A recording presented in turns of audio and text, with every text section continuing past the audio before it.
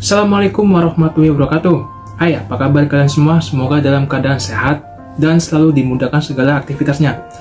Ya, dalam video kali ini saya akan membahas gimana sih proses pemagangan ke Jepang itu dari awal pendaftaran sampai bisa bekerja di Jepang. Oke, saya akan bagi menjadi 3 tahap. Yaitu tahap pertama itu proses pendaftaran awal sama dengan proses pelatihan dasar. Terus yang kedua itu ada pelatihan lanjutan atau pra keberangkatan. Dan yang ketiga itu ada pelatihan pemantapan. Nah, untuk pelatihan pemantapan ini itu dilakukan di Jepang ya.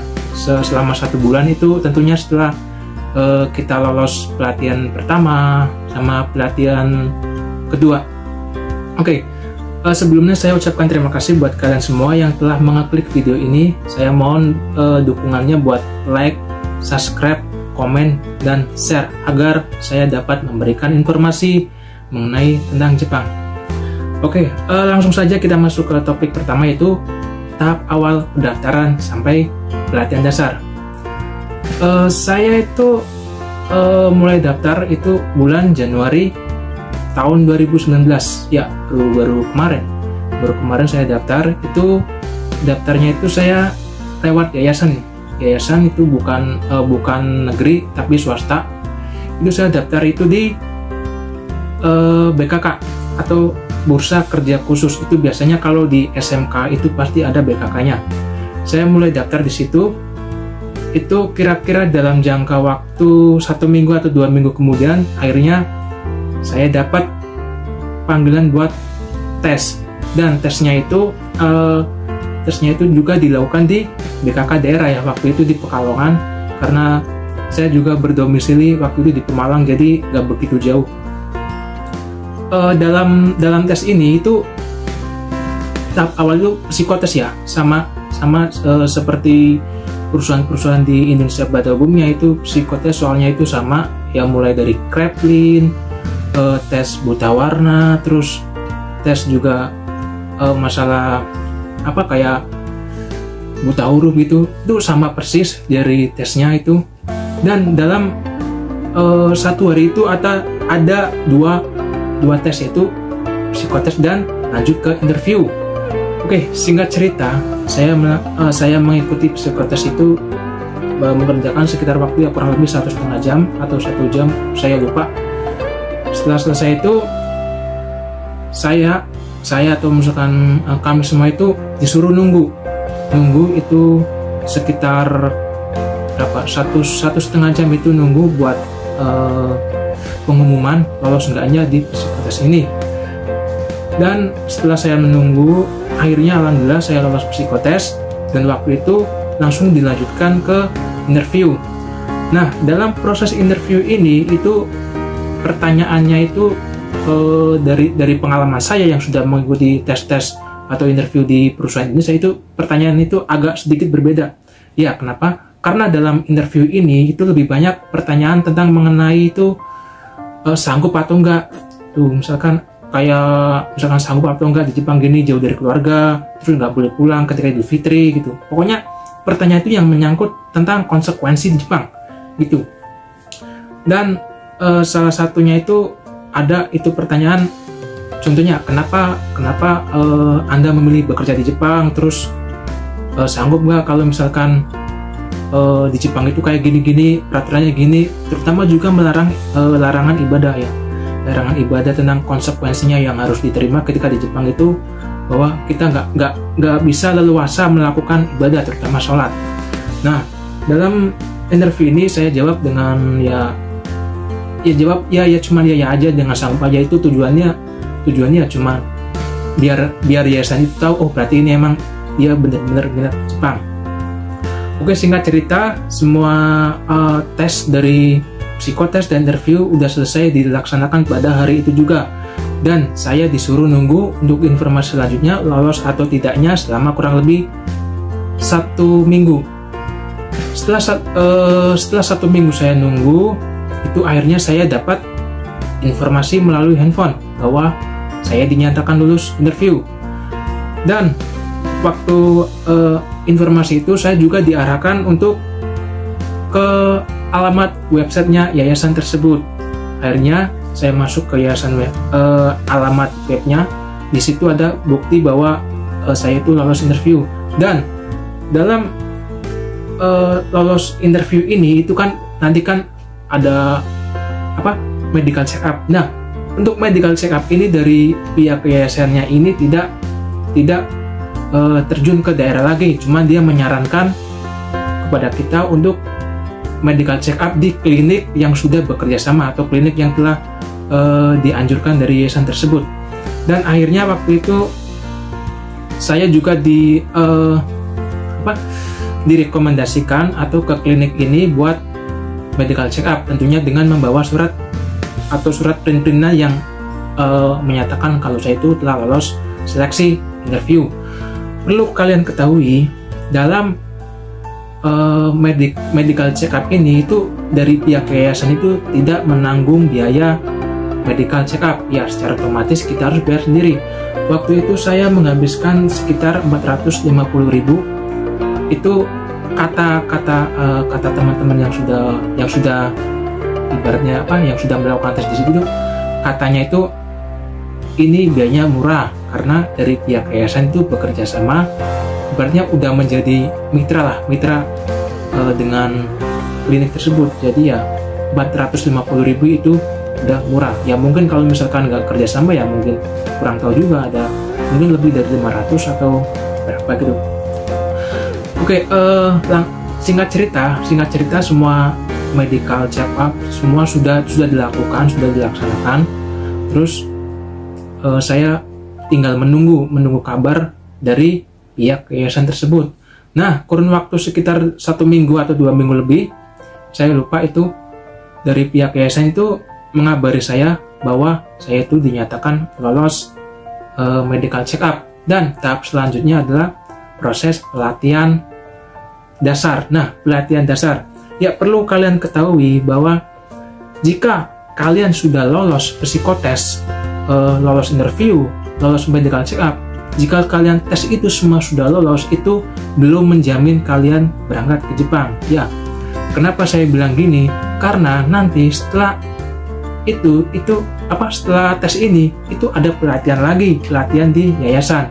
Ya ibaratnya kayak sekolah bahasa lah. Nah, di dalam sekolah bahasa itu ada tes-tes atau ujian-ujian itu yang akan menentukan ibaratnya menentukan nasib kalian ke depannya, apa kalian jadi berangkat atau tidak. Nah, itu ditentukan oleh tes-tes dalam pelatihan dasar atau pelatihan bahasa situ. Ya, singkat cerita, saya dapat panggilan buat tes pelatihan dasar atau pengenalan bahasa. Itu pelatihan dasar itu tahap pertama, itu menghabiskan waktu 2 bulan, yaitu dengan persiapan bawa bekal lah, kayak orang merantau gitu, bawa baju semua, bawa perlengkapan semua itu kita bawa semua, karena di situ kita ibaratnya tidak pulang ya, nginap, dan lamanya itu sekitar 2 bulan. Nah, dalam pelatihan dasar pertama itu dalam 2 bulan, kurun waktu 2 bulan itu kalau dalam sekolah itu ada 3 kali ulangan atau 3 kali ujian. Pada awal saya masuk ke yayasan itu ya biasalah kayak mos-mos itulah, dikumpulin di aula, diterangin gini ya, terutama ya suruh push up. Tapi tenang kok, push up-nya itu nggak harus sampai 100, enggak, cuman push up-nya ya push up biasa, cuman ya kayak menggertak mental aja gitu. Oke. Dalam MOS itu masa orientasi itu cuma 1 hari ya, selebihnya ya nanti kita menyesuaikan dengan peraturan yayasan tersebut ya, mulai dari bangun jam 5, terus masak, olahraga, tidur gak boleh telat, terus juga belajar malam ya, itu adalah salah satu peraturan yang wajib dipatuhi. Ya langsung saja ya, mungkin untuk menyingkat cerita. Nah, dalam tahap awal pembelajaran pertama, pengenalan pertama itu ya kita dikenalkan kayak semacam bahasa dasar ya, seperti huruf 1, huruf 2, maksudnya angka 1, angka 2, angka 3 itu dalam bahasa Jepangnya apa gitu kan. Terus misalkan kayak selamat pagi itu bahasa Jepangnya apa ya, kayak dasar-dasar itulah, paling dasar itu. Nah, dalam pelatihan dasar ini itu yang saya katakan sebelumnya itu ada 3 kali ujian. Nah, 3 kali ujian itu totalnya itu semua itu dalam pelatihan pertama sekitar 13 bab. 13 bab itu 3 kali ujian. Untuk ujian pertama itu biasanya dari bab 1 sampai bab 6, itu yang saya alami kemarin. Terus ujian kedua itu dari bab 6 sampai ke bab 9 kurang lebih. Dan ujian terakhir itu dari bab 9 sampai bab 13. Nah, dalam 3 ujian ini kalian diwajibkan untuk lolos. Ya, untuk lolos. Dan terus mungkin kalian bertanya, kalau misalkan remedi gimana? Kalau misalkan nggak lolos gimana? Nggak apa-apa. Itu dari pihak yayasan itu akan memberi kalian satu kesempatan, itu remedi, mengulang. Kalau misalkan dalam tes pertama Anda gagal, Anda akan mengulang 1 kali. Terus kemudian kalau gagal lagi gimana? Kalau misalkan gagal kedua kali, itu biasanya dari pihak yayasan itu akan memanggil Anda ke kantor. Tujuannya untuk apa? Untuk mediasi. Mungkin dari pihak yayasan itu menyampaikan bahwa mungkin Anda dalam segi pembelajaran itu kemampuannya itu kurang, dan itu bisa saja ada 2 kemungkinan juga. Yang pertama, Anda langsung di DO atau mungkin dikeluarkan ya karena Anda waktu itu gagal dalam tes itu. Dan yang kedua, mungkin Anda akan diberikan 1 kali kesempatan lagi dengan catatan Anda nggak boleh remedi lagi. Kalau misalkan remedi lagi, ya udah berarti Anda pulang atau gagal. Tapi jangan khawatir. Sebelum tes atau sebelum ujian itu biasanya kita itu akan diberikan latihan. Latihannya itu sama persis dengan soal yang akan diujikan. Ya cuman paling nomornya diacak atau mungkin bahasanya, cari bahasa yang kosakata lain tapi artinya sama. Terus kalau misalkan Anda udah lolos, berarti ya Anda akan melakukan pelajaran yang selanjutnya, melanjutkan bab-bab yang selanjutnya itu. Terus kalau misalkan bab itu sudah selesai, tes ujian kedua itu sama, hasilnya lolos, sudah langsung ke ujian terakhir atau ujian ketiga. Nah, dalam 2 bulan pembelajaran ini kita juga nggak serta-merta belajar materi terus ulangan, itu enggak. Itu di sana juga ada kayak belajar masak, terus belajar percakapan pakai bahasa Jepang, terus juga belajar belajar tentang informasi Jepang, cuma sekilas gitu. Itu jadi kita nggak serta-merta nggak belajar materi terus bahasa terus enggak, cuman ada selingannya gitu. Dan mungkin kalian bertanyakan, terus dapat perusahaannya gimana? Kita kan belum dapat perusahaan. Nah, dalam waktu 2 bulan itu dari pihak yayasan nanti akan memberikan kita menginformasikan kita itu sebuah perusahaan. Dan jika kriteria kita sesuai dengan perusahaan itu, maka kita akan dipanggil buat interview. Ya, buat interview dengan mungkin dengan perusahaannya langsung yang ada di Jepang. Itu lewat, biasanya itu kemarin teman saya lewat ini lewat online lah. Jadi dia nggak datang ke Indonesia. Dan terus kalau misalkan kok interview itu gagal lagi, ya maka akan dicarikan lagi seterusnya. Kalau gagal lagi, dicarikan lagi sampai dengan waktu pelatihan itu udah selesai 2 bulan. Nah, kalau misalkan waktunya udah selesai 2 bulan itu gimana? Kan belum dapat perusahaan.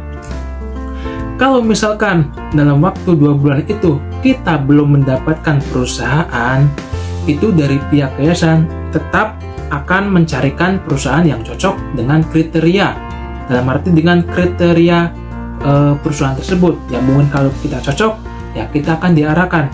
Kalau misalkan kita nggak cocok, mungkin kita akan juga diarahkan ke perusahaan lain. Nah, saran saya, kalau misalkan kalian belum mendapatkan perusahaan, setelah selesai pelatihan dasar 2 bulan itu, saran saya selalu bawa nomor atau bawa handphone yang nomor kalian daftarkan di yayasan tersebut, karena nggak menuntut kemungkinan dia bisa telepon kamu kapan saja. Itu nggak menuntut kemungkinan ya. Kayak kemarin tuh saya juga waktu itu nggak langsung dapat perusahaan, cuma nunggu. Itu juga dari, ya untungnya handphone saya bawa, jadi itu dapat informasi dari yayasan, langsung saya angkat itu. Nah, kalau misalkan udah dapat perusahaan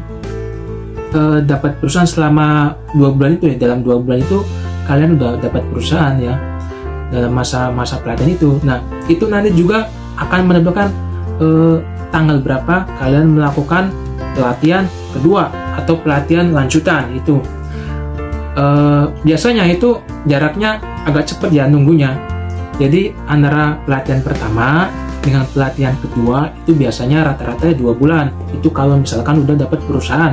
Kalau misalkan belum dapat perusahaan itu ya rata-rata ya sekitar 4 bulan, 5 bulan, 6 bulan, tergantung perusahaan itu butuhnya kapan.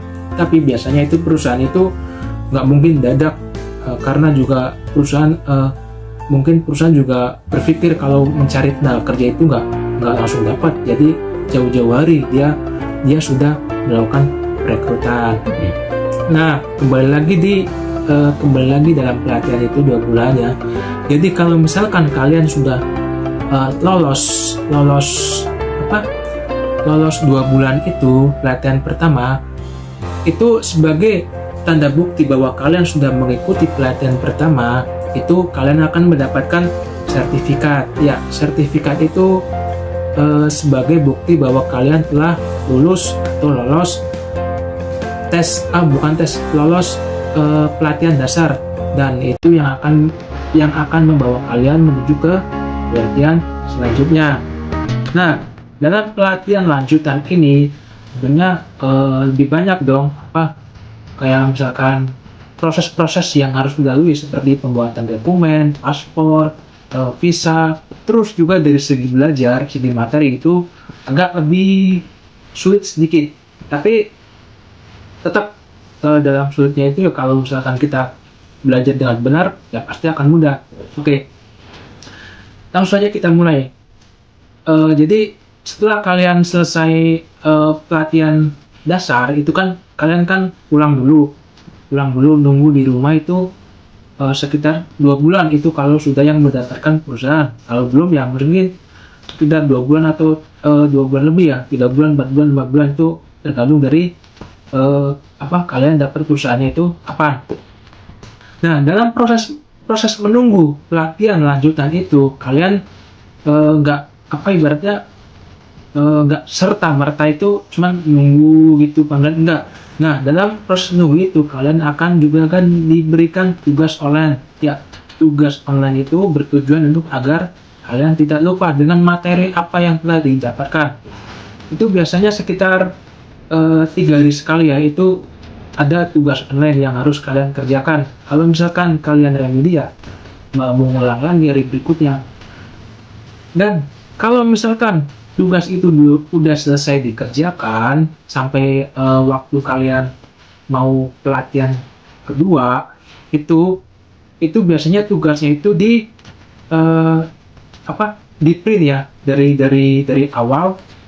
awal kalian menerima tugas itu sampai terakhir yaitu kalian mau keberangkatan, itu biasanya di print.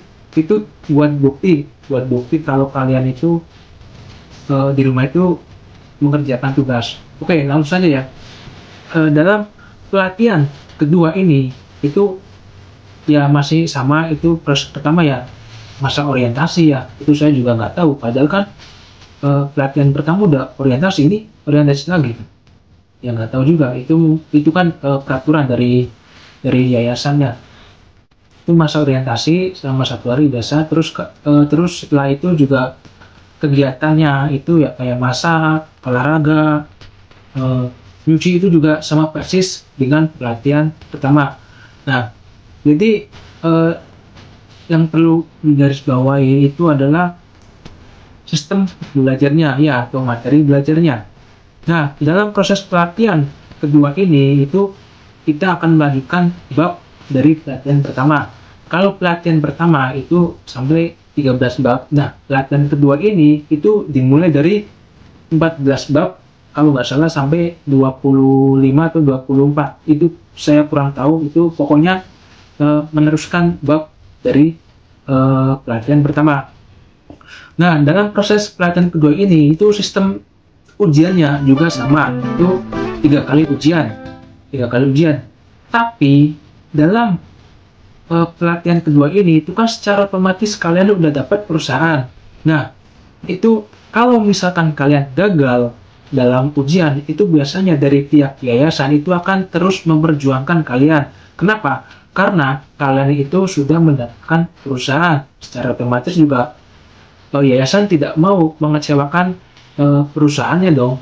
Nanti anggapnya perusahaannya, ini yayasan gimana sih? Tadinya oke, tadinya katanya sesuainya benar baik, tapi kok gagal. Nah, itu kenapa kalian kalau misalkan gagal itu kalian akan diusahakan terus menerus oleh yayasan tersebut. Beda dengan tahap pertama. Kalau pelatihan pertama itu kalau misalkan kalian gagal, itu kalian diberi kesempatan paling 1 sampai 2 kali, setelah itu udah.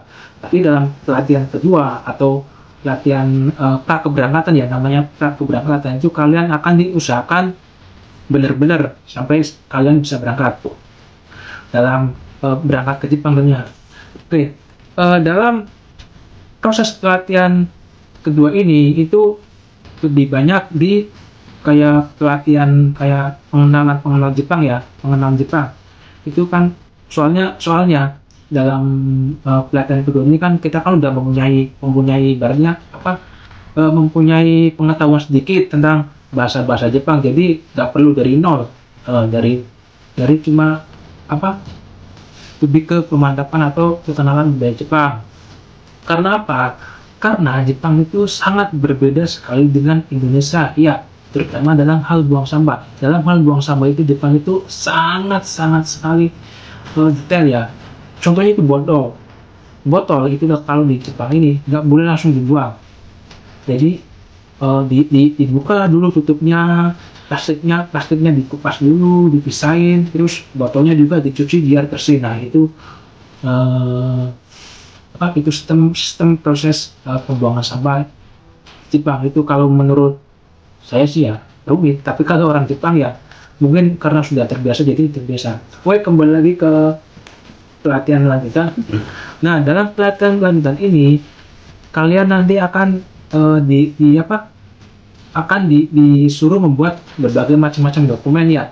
Dokumen seperti paspor, visa, terus pembukaan rekening terus juga ya pokoknya dokumen-dokumen lah seperti pengumpulan kartu keluarga gitu. Nah, di dalam pelatihan lanjutan ini juga nanti juga kalian kayak semacam banyak sekali pembekalan ya, yang sudah saya dikatakan dari awal lagi. Pembekalan juga lebih ke serius tentang berkas itu, tapi juga tetap dalam pembelajaran. Nah, di dalam pelatihan lanjutan ini juga nanti adanya juga kita ada ujian satu yang berbeda, itu ujian tambahan. Itu kalau misalkan di pelatihan dasar kan ada 3 kali ujian tuh, ujian tertulis. Nah, di pelatihan lanjutan ini juga ada 1 kali ujian tambahan, jadi totalnya ada 4 kali ujian. Nah, ujian tambahannya itu adalah kita disuruh menjelaskan tentang perusahaan ya, perusahaan apa yang nanti yang kita akan bekerja. Itu saya disuruh menjelaskan kepada yayasannya itu sebagai tes itu dengan bahasa Jepang. Jadi kita dikasih profil perusahaan itu dalam bahasa Jepang juga, bukan ya dalam bahasa Jepang, tapi juga ada bahasa Indonesianya, tapi kita disuruh menjelaskan ke bahasa Jepang. Nah, dalam proses ini itu ibaratnya ya lolos nggak lolos ya, bisa nggak bisa ya harus usaha gitu. Jadi juga dari yayasan juga akan ngebantu kita kalau misalnya kita mengalami kesulitan. Itu biasanya kita nggak akan terus mengulang kok, cuman mungkin diberikan tugas lain, atau misalkan tugas apa, suruh nyatet ini 10 kali 20 kali, itu sebagai sebagai hukuman karena kita nggak lolos ujian itu, menjelaskan itu. Tapi nanti ujung-ujungnya lolos kok. Jadi yayasan juga ngerti kok bagaimana sulitnya kita dalam melafalkan bahasa Jepang gitu. Baik. Kemudian setelah kita melakukan segala macam peraturan di yayasan, segala macam tentang kegiatan aktivitas itu, nanti kita juga akan dikumpulin di situ lah, di aula itu, mengenai juga penentuan tanggal keberangkatan itu biasanya, terus juga pembagian tiket pesawat itu juga ada kayak semacam ini kayak pakaian gitu, perlengkapan yang harus disiapkan ketika berangkat. Dan pastinya juga ada pendanaan, peraturan pendanaan itu, penjelasan pendanaan, yang menjelaskan bahwa kita itu berangkat itu dapat uangnya dari mana, apakah pinjam, apakah uang sendiri. Nah, nanti di pelatihan ini, di pelatihan tahap kedua ini juga akan dijelaskan. Dan juga dalam pelatihan ini juga nanti kalian akan dimintai untuk membawa orang tua kalian atau wali kalian ke yayasan tersebut. Ya, tujuannya buat apa? Tujuannya buat menjelaskan mengenai dokumen-dokumen serta persyaratan yang harus dilakukan ya dari yayasan ke orang tua, agar tidak ada miskomunikasi. Oke, dalam pelatihan lanjutan ini juga sama, sekitar 2 bulan. 2 bulan itu ya macam-macam sebagai kegiatan itu, terutama juga kayak buat paspor visa itu. Nah, langsung singkat cerita aja, ketika kalian sudah lolos ujian-ujian yang di situ, nah tiba saatnya nanti kalian akan melakukan keberangkatan ke Jepang. Nah, dalam keberangkatan ke Jepang ini pasti kalian ada yang bertanya, uangnya dari mana? Apakah pakai uang sendiri? Apakah pakai utang?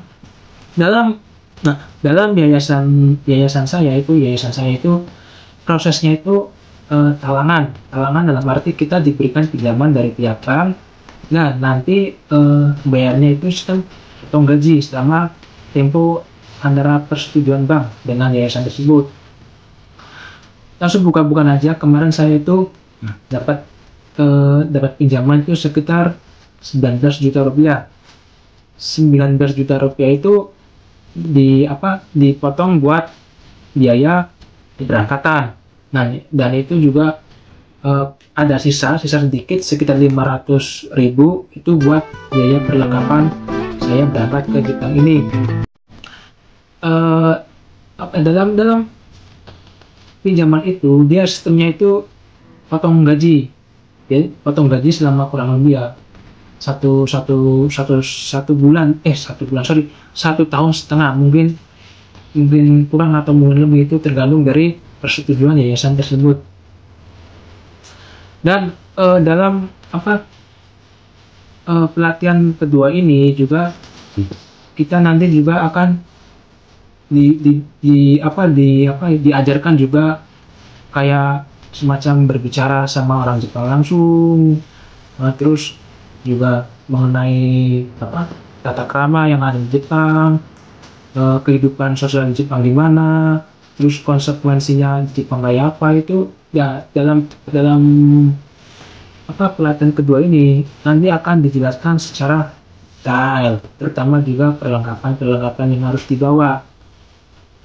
Nah, saya datang ke Jepang ini bulan Desember tahun 2019, dan pada waktu itu di Jepang sedang pada musim dingin, sehingga perlengkapan yang harus saya bawa itu lumayan banyak ya, terutama ya tentu jaket dingin, terus pakaian lengan panjang, celana panjang yang berhubungan dengan cuaca di Jepang. Nah, jadi dalam keberangkatan ini apa pelatihan keberangkatan ini, kalau misalkan kita sudah berangkat, itu dari pihak yayasan juga ingin menawarkan kepada kita apakah mau diantar atau enggak, dengan syarat itu kalau misalkan ingin diantar itu kita sama keluarga itu nggak boleh diantar dari rumah ke bandara, enggak, tetap kita berangkatnya dari yayasan, dan nanti keluarga kita atau orang tua kita itu baru dari rumah ke bandara. Waktu itu saya berangkat dari yayasan ke bandara itu ya sekitar habis duhur ya, sekitar jam 2 jam 3 itu, dan berangkat dari Indonesia ke Jepang itu sekitar jam 10. Nah, jam 10 itu sampai di Jepang itu jam 7 pagi. Untuk selisih waktu di Jepang dan Indonesia itu beda 2 jam. 2 jam dalam arti di Jepang itu lebih cepat 2 jam dari Indonesia. Misalkan di Indonesia jam 10 pagi, tapi di sini jam 12 siang. Terus setelah sampai di Jepang itu juga kita nggak serta-merta langsung bekerja. Kita juga, nah di Jepang ini juga nanti ada pelatihan lagi. Pelatihan itu biasanya pelatihan pemantapan, yaitu yang meliputi kayak pembuatan pembuatan KTP Jepang, terus pembuatan dokumen kayak kalau misalnya kita sakit itu gimana, kalau kita sakit itu harus pakai kartu gimana. Nanti di Jepang itu akan dijelaskan secara detail. Nah, tapi itu nanti ya, itu pada bagian ketiga atau bagian terakhir. Nah, kita sekarang ada di bagian keberangkatan dulu. Dalam bagian sistem keberangkatan ini itu lebih menuju ke proses apa ya, kayak proses-proses ini loh sekitar Jepang, maksudnya proses-proses dalam apa bekerjanya gini gitu loh. Proses kayak ditunjukin profil perusahaannya masing-masing gitu. Dan untuk guru pembimbingnya itu dari pelatihan pertama sama pelatihan kedua itu juga nggak tentu sama ya, juga berbeda. Seperti saya itu juga berbeda ya, hampir rata-rata berbeda kok.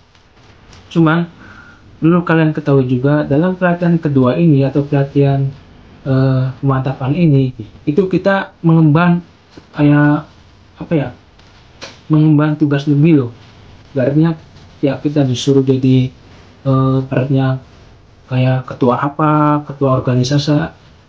organisasi apa, karena dalam yayasan itu kan banyak sekali kayak rekan nyapu itu ketuanya ini atau leadernya itu ini, terus buat masak itu leadernya ini, terus buat kayak olahraga itu leadernya ini. Nah, di pelatihan kedua ini dan kita semua itu diwajibkan buat menjadi leader atau menjadi pimpinan dalam setiap cabang kegiatan. Itu tugasnya buat apa? Katanya itu tugasnya buat mengatas mental kita loh. Seenggaknya kita sudah pernah menjadi jiwa pemimpin walaupun dalam konteks yayasan, konteks kecil-kecilan, itu sebagai pembelajaran buat kita gimana sih susahnya mengatur anak buah, katakanlah mengatur teman-teman, mengatur bawahan kita, itu susahnya gimana ya. Jadi kalau kalian misalkan udah berangkat dari Indonesia ke Jepang itu, dan di Jepang itu kalian nggak usah khawatir, karena pertama kali kalian sampai di Jepang itu kalian akan dijemput dari pihak yayasan ya. Jadi yayasannya itu di Indonesia juga ada, di Jepang juga ada, kayak kerjasama tuh. Nah, setelah sampai di bandara itu kalian biasanya kan langsung kemarin saya itu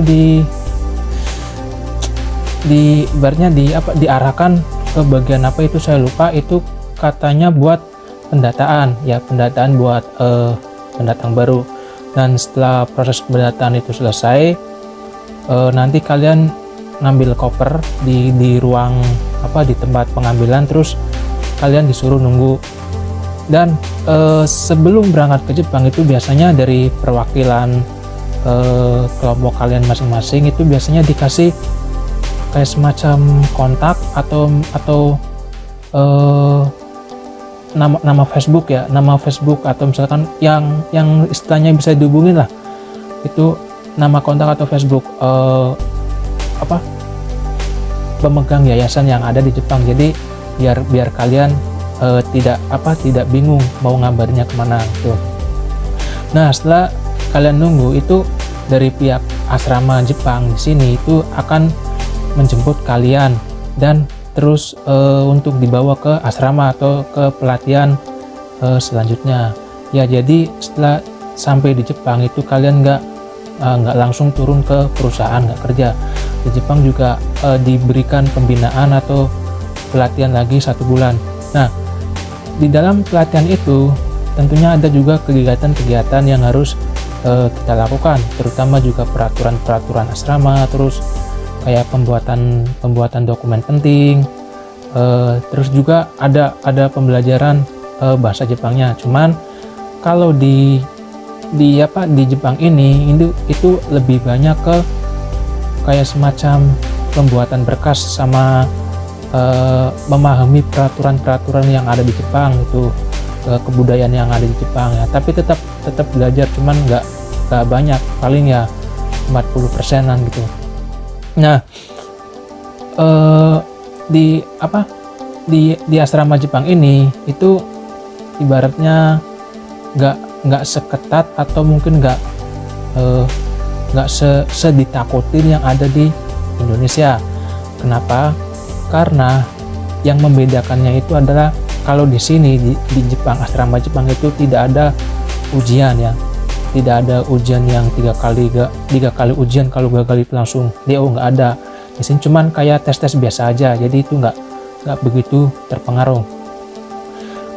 Di asrama Jepang itu juga nanti kita akan membuat berbagai macam dokumen seperti KTP Jepang terutama, terus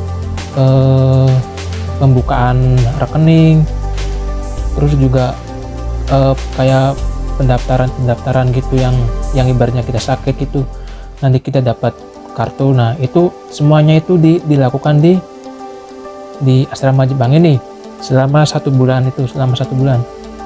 Tapi juga tidak lupa ada beberapa kegiatan yang perlu yang harus dilakukan ya, terutama kayak masak, terus bersih-bersih. Cuman bedanya di sini itu nggak ada olahraga ya.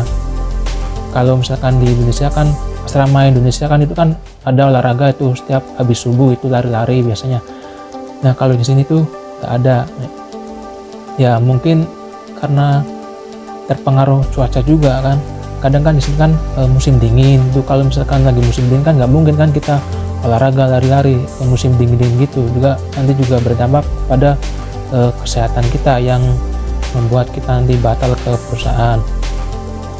Nah, di sini itu juga nanti kita ada medical check up sama seperti di Indonesia buat memastikan apakah kondisi badan kita sehat atau enggak. Dan kalau misalkan kondisi badan kita lagi nggak sehat, itu biasanya akan dirawat dulu, diperiksa dulu bagaimana keadaannya, apakah memungkinkan untuk kerja atau enggak tuh.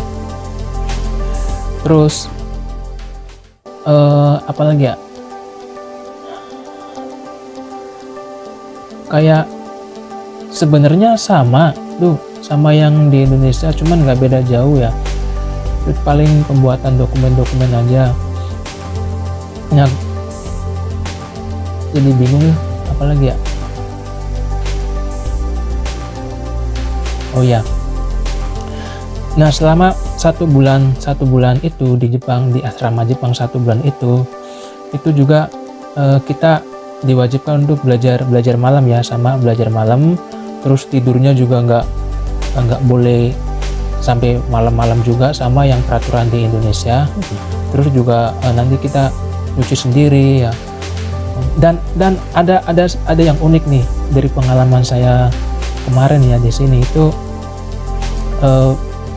Jadi waktu pas hari Jumat, nah pas hari Jumat itu kan biasanya buat umat muslim itu biasanya kan Jumatan. Dan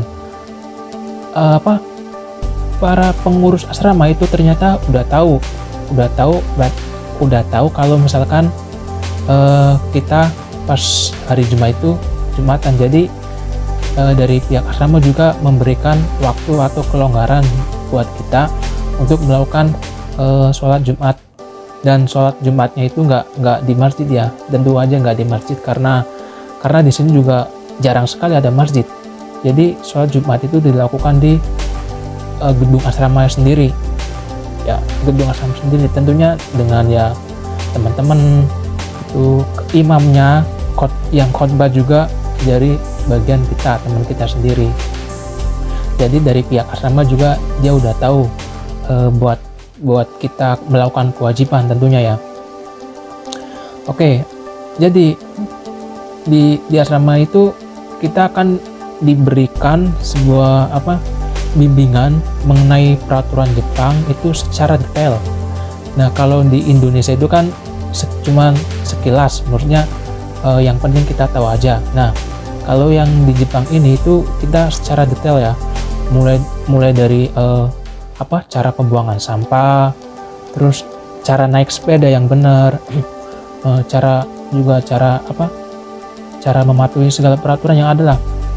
Dan di Jepang ini gitu kita langsung praktek. Jadi kayak kemarin misalkan buang sampah ya kita praktekin itu. Misalkan hari ini jadwalnya sampah apa, terus besok jadwalnya sampah apa. Jadi setiap hari itu berbeda ya. Ada sampah kayak sampah masakan itu hari apa biasanya, terus buat sampah plastik sendiri itu hari apa, terus buat botol juga itu hari apa.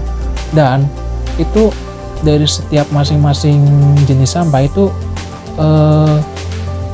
kantongnya berbeda. Biasanya itu dibedakan oleh warna. Misalkan warna putih buat sampah yang mudah terbakar atau sampah masakan, terus warna merah misalkan buat yang beracun atau yang botol, terus warna biru itu biasanya buat sampah plastik atau apa, itu dibedakan. Nah, itulah salah satu keunggulan dari Jepang ya. Jadi warganya itu teratur. Dan terus nanti di dalam asrama itu juga kalian nanti akan ibaratnya akan didatangkan polisi. Ya benar, didatangkan polisi. Kemarin saya juga didatangkan polisi itu sekitar tiga polisi ya, itu datang ke asrama. Itu tugasnya buat ya menerangkan rambu-rambu lalu lintas. Misalkan naik sepeda kita nggak boleh sambil dengerin headset. Terus juga kalau misalkan hujan, misalkan bawa payung, sepedanya wajib dituntun ya, nggak boleh dinaikin gitu. Nah, itu semuanya udah dijelaskan secara detail dari pihak kepolisian ya. Jadi pihak asrama mengundang pihak kepolisian buat menerangkan segala peraturan yang ada gitu. Dan terus mengenai KTP Jepang itu kan, buat KTP Jepang itu kan pertama kan dibuatkan di asrama itu ya, di asrama yang kita latihan itu di Jepang, karena alamatnya masih ikut alamat asrama. Nah, nanti kalau misalkan kita udah pindah ke perusahaan, nanti kita akan buat KTP lagi. Kenapa? Karena secara otomatis domisili kita juga berbeda. Jadi yang di asrama itu, contohnya itu kemarin di Narita ya. Nah, jadi kita tinggal di Narita itu selama 1 bulan. Jadi KTP-nya itu cuman berlaku 1 bulan. Setelah itu kita memperbarui lagi sesuai dengan domisili kita ya, domisili perusahaan kita tentunya, tempat kita bekerja. Nah, nanti itu akan dirubah. Oke. Di dalam asrama itu selama 1 bulan itu juga kita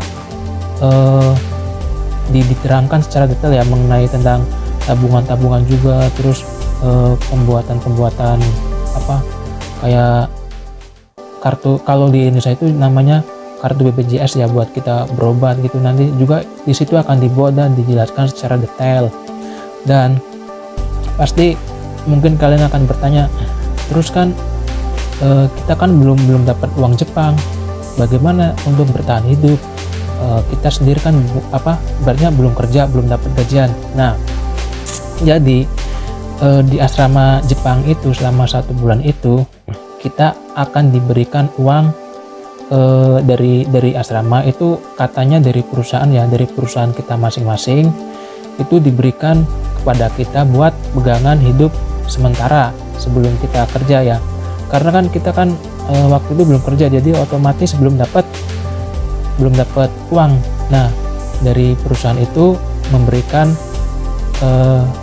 kayak uang makan lah untuk 1 bulan ke depan itu. Kemarin itu saya dapat itu sekitar, kalau dirupiahkan itu sekitar 6 juta ya, 6 juta 7 juta lah, pokoknya 6 itu sekitar 7 jutaan.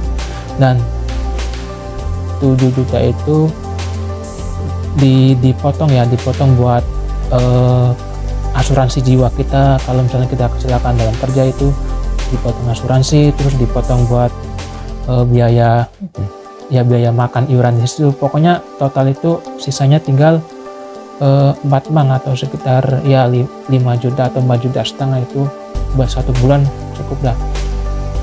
Terus singkat cerita kan kita kan udah selesai tuh, selesai 1 bulan di situ ya, dan tiba saatnya kita untuk pergi ke perusahaannya masing-masing. Jadi 1 hari sebelum kita berangkat ke perusahaannya masing-masing itu kita udah dijelaskan secara detail mengenai rute-rute apa saja atau transportasi alat apa aja yang kita gunakan buat ke perusahaan. Kalau misalkan jarak perusahaannya dekat dengan asrama itu biasanya naik bus atau naik kereta. Terus kalau misalkan jauh melewati pulau kayak perusahaan saya itu perusahaan yang paling jauh dari asrama. Nah, itu kita waktu itu naik pesawat, dan untuk biaya pesawatnya itu gratis ya, nggak ditanggung diri kita, itu ditanggung dari perusahaan. Itu 1 hari sebelum pemberangkatan ke perusahaan itu biasanya buat yang jauh-jauh itu sekalian dibagikan tiket sama paspor. Oh ya, selama 1 bulan di asrama itu kita sama sekali nggak megang HP ya, jadi kita nggak bisa komunikasi dengan keluarga atau dengan saudara yang ada di Indonesia. Jadi selama 1 bulan itu handphone, pokoknya segala macam elektronik itu disimpan di gudang, termasuk koper-koper kita juga. Jadi kita cuman bawa pakaian yang biasa kita gunakan sehari-hari. Oke, singkat cerita, pas waktu itu kita udah selesai pelatihan di asrama Jepang, dan tiba saatnya kita untuk ke perusahaan. Dari awal berangkat dari asrama Jepang ke perusahaan itu tentunya kita diantar ke bandara terdekat sama pengurus asrama itu. Cuman nanti kita itu ibaratnya dilepas sendiri, dalam artian kita cuma diutarakan kamu kesini naik ini, masuknya ke situ. Nah, nanti setelah di dalam pesawat itu kita menyesuaikan diri. Jadi di situ bener-bener kita sendiri ya paling yang sama teman satu perusahaan lah itu. Jadi dari pihak yayasannya itu nggak ikut ke nganter kita ke sampai perusahaan. Nah, setelah kita melakukan perjalanan menggunakan pesawat ya, kira-kira memakan waktu sekitar 4 jam. Setelah kita selesai itu kita nanti akan dijemput oleh kayak semacam penanggung jawab ya, itu sama juga penanggung jawab kita. Jadi kita itu dari bandara itu kita sudah dijemput menggunakan ya mobil. Jadi dijemput itu mungkin kita dikasih tahu ciri-cirinya sama sebelumnya ya. Mungkin pembimbing kamu itu cirinya misalkan cowok terus atau cewek, terus rambutnya segini penampakannya kayak gini, itu biasanya dikasih foto dan juga dikasih nomor handphone tentunya biar kita bisa menghubunginya. Nah, singkat cerita, jadi dari bandara kedatangan saya di tempat kerja, dari bandara itu sampai ke perusahaan itu jaraknya sekitar 3 jam menggunakan mobil. Nah waktu itu kita dijemput oleh penanggung jawab kita itu namanya biasanya Shidoing ya dalam bahasa Jepangnya. Itu kita dijemput untuk langsung menuju ke perusahaan buat pengenalan. Nah dalam satu hari itu merupakan hari yang paling sangat capek bagi saya terutama. Kenapa? Pada waktu itu kita itu sama sekali nggak istirahat. Jadi setelah kita sampai di bandara, turun dari pesawat itu, kita langsung menuju ke perusahaan buat pengenalan diri segala macam ya kayak pengenalan pada umumnya. Terus setelah itu kita lanjut ke kayak badan apa ya, kayak dukcapil gitulah, di Indonesia namanya kayak dukcapil itu, buat pendataan kita ya, karena kita kan warga baru datang jadi wajib didata. Terus juga buat KTP baru ya. Jadi kan yang KTP sebelumnya itu kan berlaku cuma 1 bulan karena domisili kita cuma di asrama waktu itu cuma 1 bulan. Nah sedangkan untuk KTP di sini yang sebenarnya itu kan jaraknya 1 tahun ya. Ya perlu kalian ketahui bahwa untuk KTP para pemagang Jepang itu jaraknya per 1 tahun diperpanjang ya. Jadi kalau misalkan tahun sekarang udah habis diperpanjang lagi, udah habis tahun lagi diperpanjang lagi sampai kita benar-benar habis kontrak. Nah setelah kita sampai di dukcapil itu, kalau ibaratnya kayak dukcapil itu kita nunggu pembuatan segala macam, KTP segala macam, itu kita nggak langsung pulang guys. Jadi kita waktu itu langsung menuju ke kantor kepolisian. Kantor kepolisian itu ya mungkin buat mendaftarkan diri kayak semacam biar kita kayak legal itulah bahwa kita itu resmi datang ke sini ya. Kayak mungkin kalau misalkan buat SKCK gitu kan pakai data, nah itu biar data kita itu masuk di kepolisian itu. Nah setelah semua proses itu selesai, itu kita nggak langsung pulang, kita kembali lagi ke perusahaan. Nah kenapa kita kembali lagi ke perusahaan? Nah itu pengalaman saya pribadi ya. Jadi kita kembali ke perusahaan itu ibaratnya buat penyambutan. Jadi kemarin saya itu bertiga, satu perusahaan saya bertiga itu disambut oleh orang perusahaan itu ya kayak semacam makan-makan kecil ya. Jadi pergi keluar makan-makan dengan para atasan ya. Jadi mulai dari direktur, wakil direktur, leader itu pokoknya atasan itu makan bareng di situ ya. Tentunya dengan bahasa kita yang agak kekurangan, kita juga bingung, paling cuma senyum-senyum, cuman gimana makan enak gitu aja ya. Nggak belum bisa berani ngobrol panjang lebar karena keterbatasan bahasa.